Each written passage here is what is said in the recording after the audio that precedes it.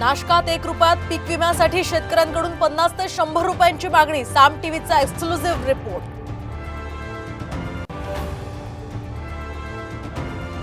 साम टीव्हीच्या बातमीची कृषी मंत्र्यांकडून दखल। पैशांची मागणी करणाऱ्या केंद्र चालकांवर कडक कारवाई करण्याचे धनंजय मुंडेंचे आश्वासन।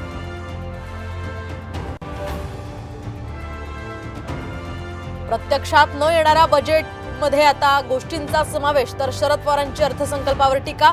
तर महाविकास आघाडी हाच आमचा चेहरा असल्याचंही केलं स्पष्ट। शरद पवारांचे 2 आमदार देवगिरी बंगल्यावर बसून अमोल मिटकरींचा मोठा दावा। तर आमदार का गेलेत, विरोधकांनी शोध घ्यावा, मिटकरींचा खोचक सवाल। मुंबईत घराचं स्वप्न होणार पूर्ण। 1900 घरांसाठी म्हाडा जुलैमध्ये काढणार जाहिरात। तर ऑगस्टमध्ये निघणार लॉट।